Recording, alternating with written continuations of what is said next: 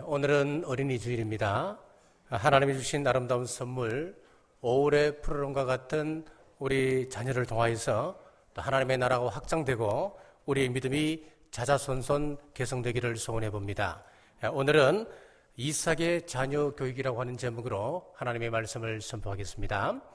현대사에서 우리나라가 세계를 놀라게 한 것이 하나 있습니다. 그것은 교육열입니다. 오바마 대통령이 몇 차례에 걸쳐서 한국의 교육열을 본받아라고 이야기한 것처럼 우리나라만큼 교육열이 뜨거운 나라도 없습니다. 자, 이런 통계를 보았습니다. 자녀 한 명을 이 땅에 보내주신 하나님의 말미암아 그 아이가 성장하여서 대학을 졸업하기까지 한 명당 양육비와 교육비가 2억 3,700만 원이라고 하는 그런 통계를 보았습니다. 한국 사람 결혼 평균 비용이 9,088만 원이랍니다. 그래서 자녀를 출생하여서 대학을 졸업시키고 결혼시키기까지 한 명당 드는 양육비와 학업비가 약 3억 2,800만 원이라고 하는 통계를 보았습니다. 엄청난 금액이지요. 자, 하지만 우리가 이렇게 수고하고 노력하고 투자를 해도 우리 자녀들이 행복을 보장할 수 없다고 하는 여기에 우리의 불행이 있습니다. 더 나아가서 도덕이 땅에 떨어지고 인륜이 파괴져 간다는 여기에 우리의 심각성이 있습니다. 몇 년 전에 경기도 분당에서 명문대를 다니는 한 아들이 아버지와 할머니를 살해한 사건이 있었습니다. 내일이면 아들이 군대 갑니다. 그런데 아무리 아들을 기다려도 돌아오지 않고 새벽이 되었어야 술이 떡이 되어서 들어오는 겁니다. 그래서 아버지가 좀 꾸짖었는데 그것 듣기 싫다고 아버지를 살해하고 할머니를 살해하고 아파트에 불을 질러버렸습니다. 무슨 이야기냐 하면 지식으로 자녀를 양육할 수 없다고 하는 이야기입니다. 지식이 사람 만드는 것 아니라고 하는 이야기입니다. 그럼 어떻게 하면 하나님 원하는 하나님의 사람으로 양육시켜 갈 수 있을까요? 오늘 이삭을 통하여 하나님의 말씀을 함께 나누겠습니다. 첫 번째, 이삭은 기도하였습니다. 21절을 보십시오. 이삭이 그의 아내가 임신하지 못하므로 그를 위하여 여호와께 간구하며 여호와께서 그의 간구를 들으셨으므로 그의 아내 리브가가 임신하였더니, 오늘 본문은 야곱의 출생을 이삭의 기도로부터 출발하고 있습니다. 본문에서 간구한다라고 하는 것을 원문으로 살펴보게 되면은 향을 사르다라고 하는 의미를 가지고 있습니다. 성경에서 향을 사른다고 하는 것은 하나님 앞에 기도하는 것을 말씀합니다. 즉 이삭은 향을 태우듯이 하나님께 정성을 다하여 기도하는 기도의 사람이었다는 것을 밝히고 있습니다. 지금 이삭의 형편을 보십시오. 40세의 리브가를 만나서 결혼했습니다만은 자식이 생기지를 않습니다. 20년 동안이나 아이가 없었습니다. 결혼하고 수십 년을 기다려도 자식이 없는 생활, 얼마나 힘든 세월이었겠습니까? 너희의 후손이 바다의 후손처럼 많아지리라, 천한만민을 복되게 하리라, 하나님의 약속의 말씀이 있었습니다만은 지금 그가 자식을 낳지 못하는 것입니다. 왜 그랬겠습니까? 시어머니 사라가 그랬습니다. 며느리 리브가가 지금 그렇습니다. 하나님께서 축복을 약속하신 가정인데 어찌하여 대를 이어 이런 시련이 찾아오는 것입니까? 예수님을 믿는 가정인데 형통한 것이라고는 찾아볼 수가 없습니다. 사업이 끝없이 추락합니다. 그리고 먹고 살기도 힘듭니다. 왜 그렇게도 일이 풀리지 않는 것입니까? 인간의 생사화복은 우리 하나님께 있는 것이지 인간이 하는 것이 아님을 우리는 이러한 일들을 통하여 시인하셔야 됩니다. 아브라함을 통하여 태어난 신은 아브라함이 능력이 많아서, 아브라함이 출중한 뭔가를 가지고 있어서, 혈통이 좋아서 아브라함이 가정교육을 잘 시켜서 이런 좋은 아들을 만들었다, 그런 이야기가 아닙니다. 아브라함은 보통 자식도 낳을 수 없는 그런 사람이었습니다. 아내 사라는 90세가 되도록 자식을 낳지 못하였습니다. 아브라함이 100세 때 어렵게 이삭을 낳았는데 그 어렵게 낳았던 이삭조차도 60세가 되도록 자식을 낳지를 못했습니다. 하나님은 왜 이렇게 하실까요? 자, 우리 인간은 너나 할 것 없이 교만합니다. 목이 곧은 존재들입니다. 잠시만 평안하면 하나님을 등지고 하나님이 없다고 이야기할 사람들입니다. 하는 일이 조금만 순조로우면 제 힘으로 성취된 것이냐 이야기를 합니다.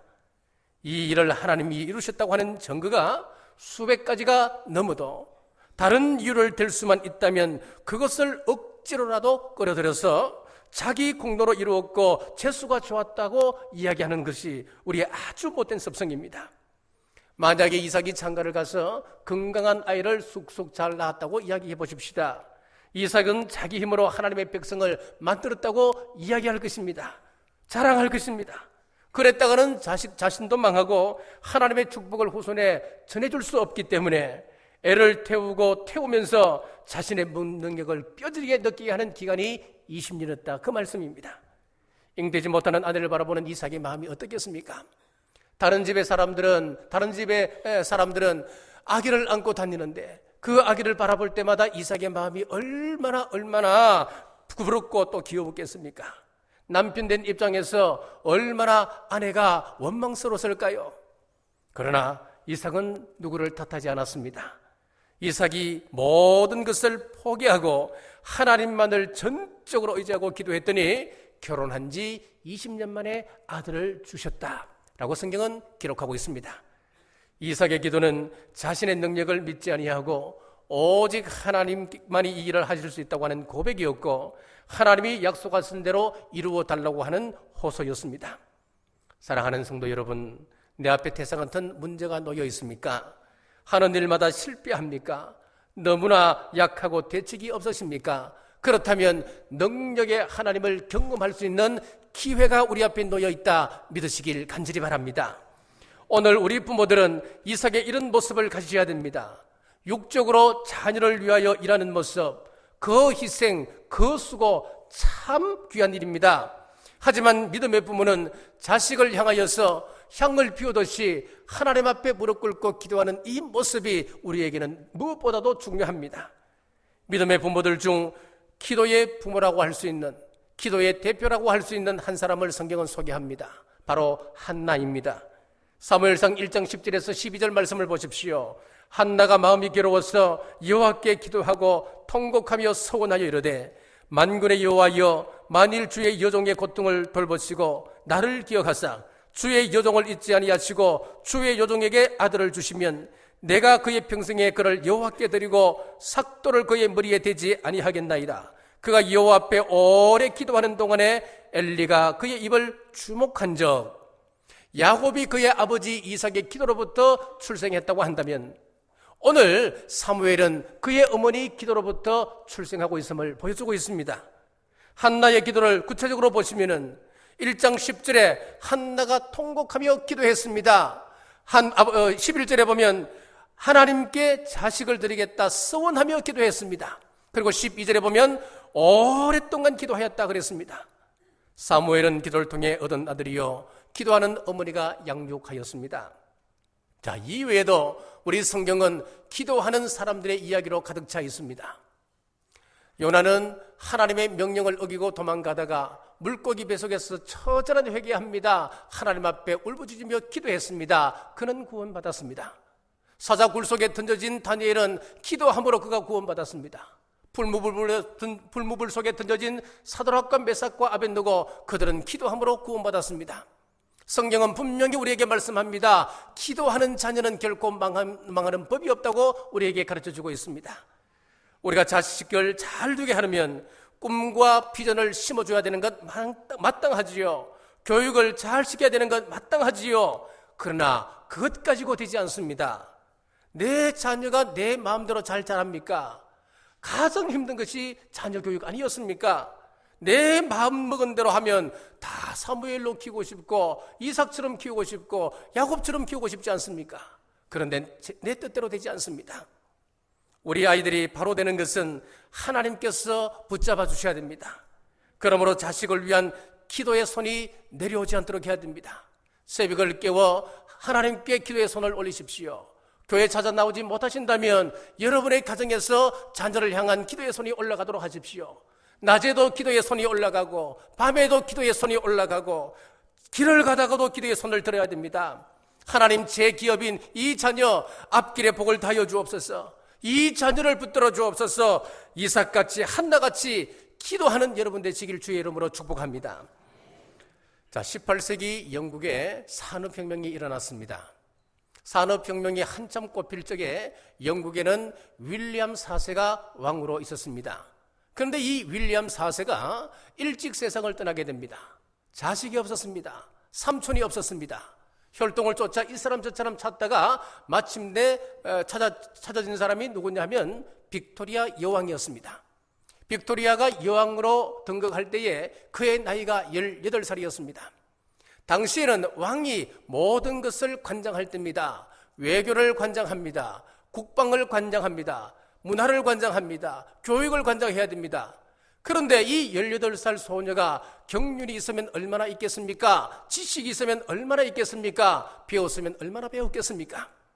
자, 그런데 이 사람이 하나 중요한 것을 물려받았습니다. 아버지로부터 신앙을 물려받았습니다. 그래서 기도했습니다. 하나님, 모든 주권은 아버지께 있사오니 나의 연약함을 하나님의 긍휼과 자비로 덮어주옵소서. 잘 치리할 수 있도록 지혜 주시고 능력 주옵소서. 하나님께서 그에게 지혜를 주셨습니다. 능력을 주셨습니다.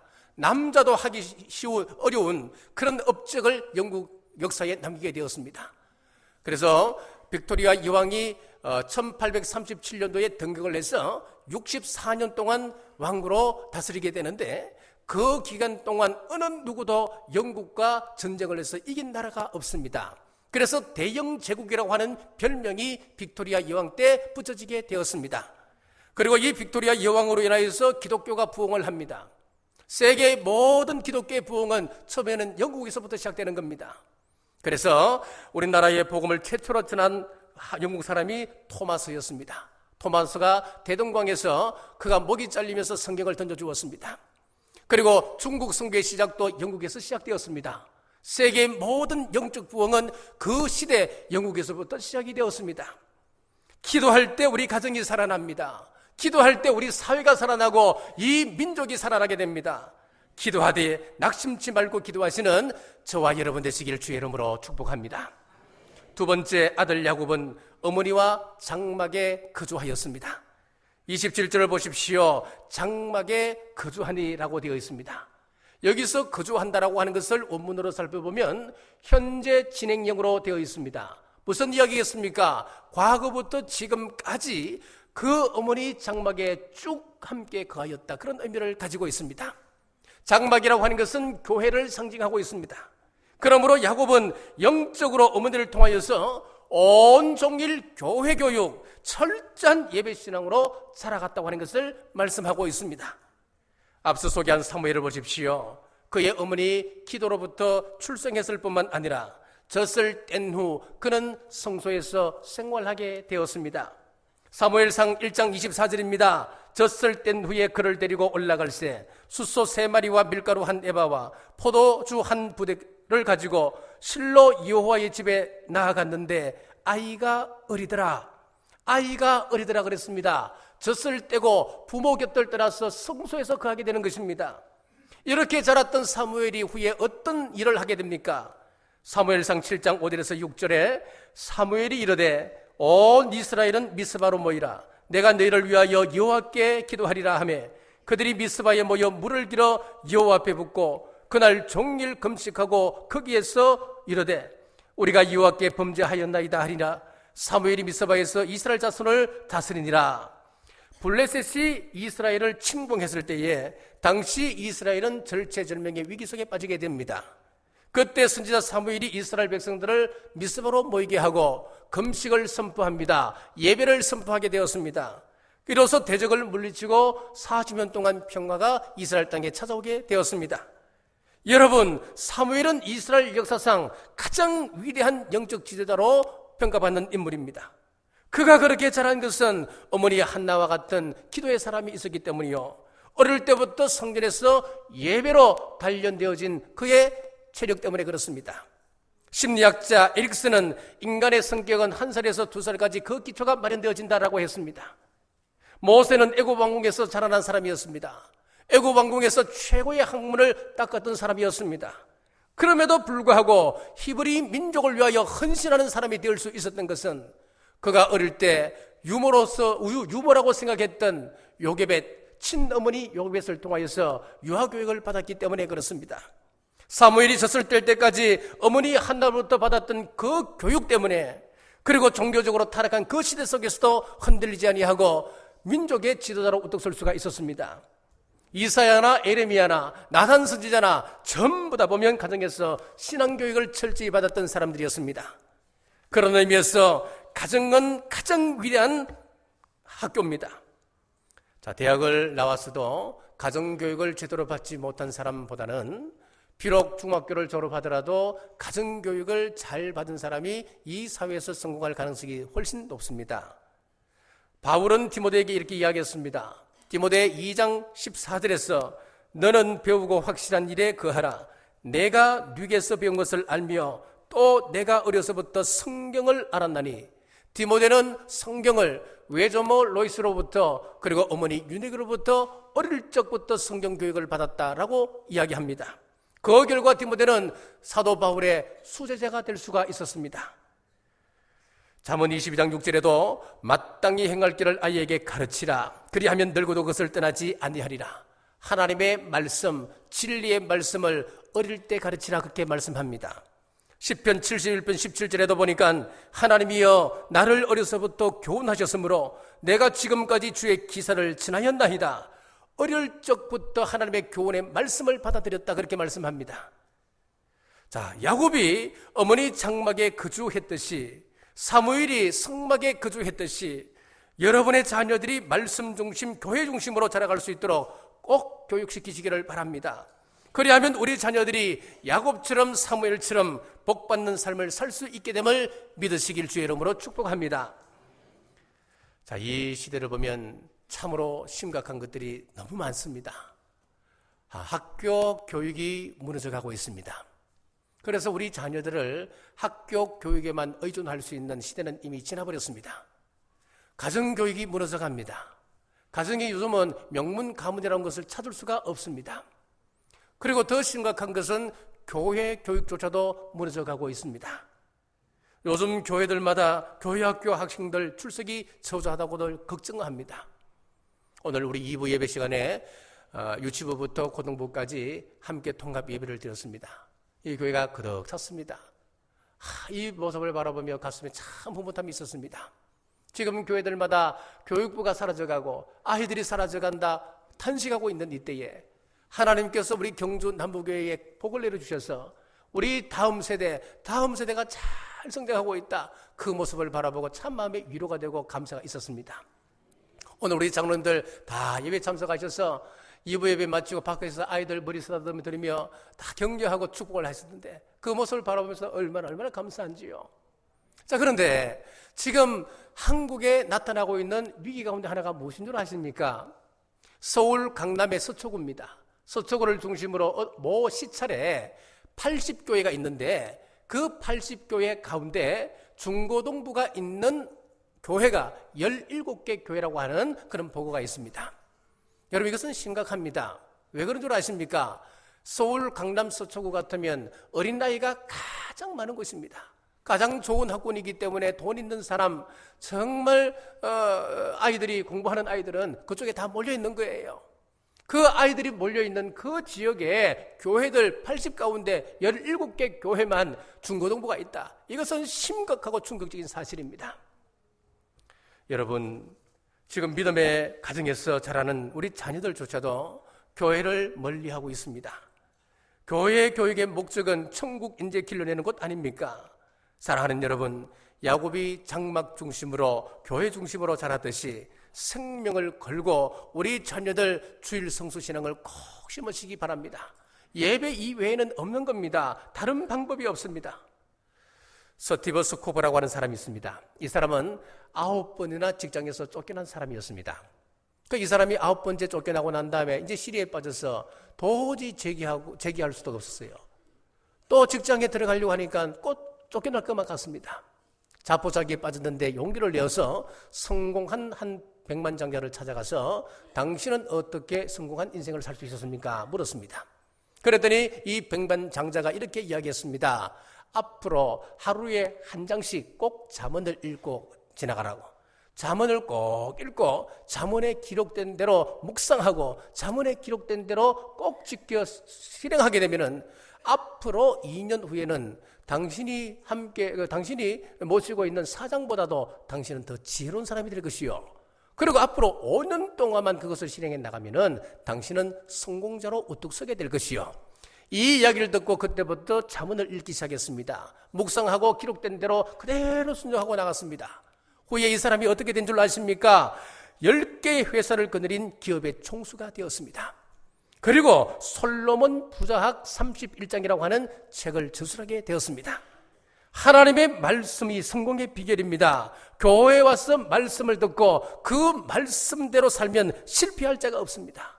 말씀대로 예배드리고 말씀대로 주일 성수하고 말씀대로 11조 생활하고 말씀대로 정직하게 살고 말씀대로 나쁜 짓 하지 않고 살아간다면 성공하지 않을 자가 아무도 없다고 하는 것입니다. 자녀된 여러분, 예배드리는 일에 최선을 다하시길 바랍니다. 부모된 여러분, 우리 자녀들에게 예배신앙 철저히 가르치시길 바랍니다. 그리하여서 우리 자녀들은 부모의 기업이 되고 여러분의 손자들은 또 자녀의 기업이 되어서 하나님 기뻐하시며 자손만대 그 복을 전하는, 계승하는 여러분의 가문 되시길 주의 이름으로 축복합니다. 자, 아버지의 기도와 어머니의 신앙교육의 결과, 세 번째, 야곱이 어떤 사람이 되었습니까? 조용한 사람이 되었습니다. 27절 보십시오. 야곱은 조용한 사람이었으므로, 야곱이 조용한 사람이 되었다라고 하는 이것은 경건한 신앙을 의미합니다. 조용한으로 번역된 히브리 원어를 보면은 온전함, 올바른 그런 뜻을 가지고 있습니다. 마틴 루터는 이 단어를 경건함 그렇게 번역을 했습니다. 자, 그러니까 야곱은 온전하고 또 올바르며 경건한 사람으로 그는 성장해 갔다고 하는 말씀이었습니다. 본래 야곱은 우리가 잘 알듯이 태중에서부터 형을 이기기 위하여서 그의 발목을 잡고 태어났던 사람이었습니다. 본성 자체가 간교한 모습이었다, 그 이야기입니다. 하지만 아버지가 기도로 양육하고 어머니가 장막에서 교회 중심적으로 예배로 길렀더니 야곱이 이렇게 온전한 사람, 경건한 사람이 되었다라고 말씀하고 있습니다. 여러분, 우리도 그렇습니다. 우리 자녀를 기도로 예배로 길러내면은 야곱처럼 조용한 사람, 경건한 사람, 영적으로 큰 실수를 저지르지 않는 사람 될 수 있음을 믿으시고 우리도 이와 같이 양육하시길 주의 이름으로 축복합니다. 자, 이렇게 양육받았던 야곱은 영적인 안목이 탁월한 사람으로 성장했습니다. 33절과 34절을 보시면은 야곱이 이르되 오늘 내게 맹세하라. 에스가 맹세하고 장자의 명분을 야곱에게 판지라. 야곱이 떡과 팥죽을 에스에게 주매 에스가 먹으며 마시고 일어나 갔으니 에스가 장자의 명분을 가볍게 여김이었더라. 팥죽 한 그릇으로 형 에스가 야곱에게 장자의 명분을 파는 내용입니다. 사실 눈에 보이는 것은 팥죽입니다. 장자의 명분은 눈에 보이지는 않습니다. 그러나 이 야곱이 어떻게 눈에 보이지 않는 장자의 명분을 그렇게 소중히 여길 수 있었을까요? 그것은 바로 어머니 장막에 거하며 어머니로부터 장자의 장자권의 그 소중함을 교육받았기 때문이었을 겁니다. 장자의 명분은 외형적으로 보면 가문을 통솔하는 통솔권이 주어집니다. 재산의 두 몫을 차지할 수가 있습니다. 제사장이 없던 시절 한 가정에서 제사장 역할을 감당할 수 있는 권리가 주어졌습니다. 그런데 이런 외적인 요소보다도 더 중요한 영적인 요소가 있습니다. 그것은 엄청난 축복이 숨어 있습니다. 야곱은 본성적으로 악한 사람이었지 않습니까? 그 본성 가지고는 복을 받을래야 복을 받을 수 없는 그런 사람이었습니다. 출산할 때부터 형의 발꿈치를 잡았습니다. 형을 속여서 장자권을 탈취했습니다. 인간적으로 보면 야비한 면이 있고 또 악하고 나약한 투성이었습니다. 하지만 성경에서는 이런 악랄한 사람, 이런 약삭빠른 사람 야곱을 가장 하나님의 사랑받던 사람으로 성경은 기록하고 있습니다. 장자의 명분을 귀하게 여겼던 야곱은 나중에 물질적으로 성공한 사람으로 기록합니다. 이사야 58장 14절에 보면 야곱의 기업으로 기르리라 라는 말씀이 있습니다. 야곱은 물질 축복의 대명사다, 그 이야기입니다. 이사야 43장 1절에서 3절에 야곱아 너를 창조하신 여호와께서 지금 말씀하시느니라. 이스라엘아, 너를 지으신 네가 말씀하시느니라. 너는 두려워하지 말라. 내가 너를 구속하였고 내가 너를 지명하여 불렀나니 너는 내 것이라. 내가 물 가운데로 지날 때에 내가 함께할 것이라. 강을 건널 때에 물이 너를 침몰하지 못할 것이며 내가 불 가운데 지날 때 타지 아니할 것이요 불꽃이 너를 사르지 못하리니 대전하는 여호와 내 하나님이요 이스라엘의 거룩한 이요 내 구원자임이라. 내가 애굽을 너의 속량물로 구스와 스바를 너를 대신하여 주었노라. 여기에 보면은 이런 물질적인 축복도 축복이지만은 야곱이 하나님으로부터 어떤 보호를 받았는지 구체적으로 말씀하고 있습니다. 그를 구속하였다 그랬습니다. 야곱을 내가 지명하여서 불러내었다 그렇게 말씀하고 있습니다. 그를 자기 소유라고 말씀하고 있습니다.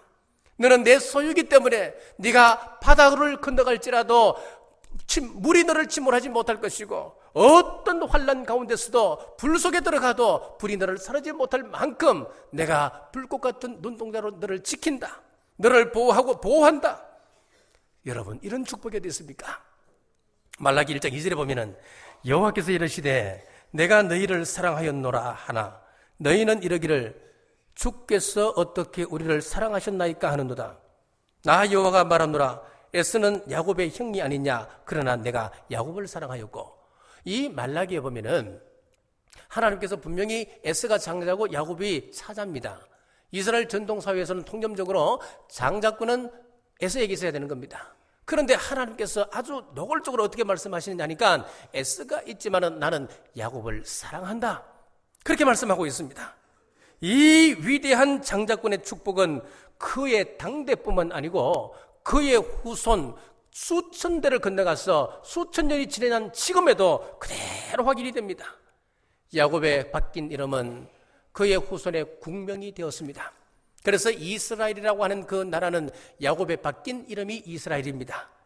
이스라엘은 우리나라 강원도보다 조금 큰 나라입니다. 인구를 보면은 세계에 흩어져 있는 디아스포라, 흩어져 사는 이 유대인들 전부를 합쳐도 1,500만 명밖에 되지 않습니다.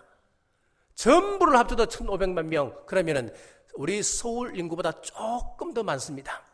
그런 세계 0.3%의 인구를 갖고 있음에도 불구하고 이 사람들이 받은 복을 이야기하면 우리는 놀랄 수밖에 없습니다. 노벨상을 받은 사람이 얼마나 많습니까? 그 가운데 유대인들이 얼마나 받느냐 하니까 195명 정도 받습니다. 그럼 비율로 따지게 되면 노벨상에서 23%를 차지하는 것이 유대인들입니다. 그만큼 하나님께서 우수한 두뇌를 주셨다 이 말씀입니다. 자, 미국 재벌의 23%가 유대인들이고 미국 변호사가 70만 명인데 그 가운데 약 20%인 14만 명이 유대인들입니다. 미국 교수 중 35%가 유대인입니다. 자, 이 외에도 보면은 심리학의 대가인 프로이드, 그리고 세계 최고의 물리학자였던 아인슈타인, 최고의 지휘자라고 칭송을 받는 번스타인, 그리고 영화 감독 스필버그, 이 외에도 보면 방송과 언론을 쥐고 있는 것이 유대인들입니다. 자, 해밀턴 빌딩, 맨해튼 빌딩 주인의 40%가 유대인입니다. 그리고 뉴욕 의사의 과반수가 또 유대인들입니다.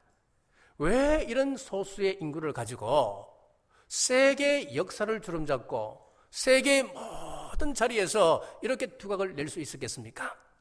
여러분, 그것은 하나님의 약속 때문입니다. 육적인 복은 이 유대인들이 다 가져가는 이유가 있다고 하는 것입니다. 우리 하나님 말씀에 보면 하나님의 약속, 하나님의 법을 순종하고 지켜나가면 수천 대까지 복이 임한다. 반면에 하나님의 말씀을 지키지 아니하고 어기게 되면 3, 4대까지 저주가 임한다. 우리 하나님 말씀하셨으면 이 말씀은 시대를 초월합니다. 시간을 초월합니다. 이것은 반드시 이루어지는 일입니다. 그래서 유대인들이 예수님을 믿지 않으므로 그들이 구원은 받지 못하지만은 우리 하나님의 한번 약속하신 이 말씀은 변개함이 없기 때문에 그것을 지킴으로 육적인 복을 유대인들이 누리게 되는 겁니다. 그렇습니다. 인생의 승리는 자신의 능력이나 자신의 재주에 달려있지 않습니다. 인간은 스스로 설 수가 없습니다. 하나님께서 함께해 주시지 않는다면 넘어질 수밖에 없는 연약한 존재가 바로 저와 여러분입니다. 그래서 성경은 눈이 약속합니다. 시편 34편 9절 말씀에 너희 성도들아 여호와를 경외하라. 그를 경외하는 자에게는 부족함이 없도다.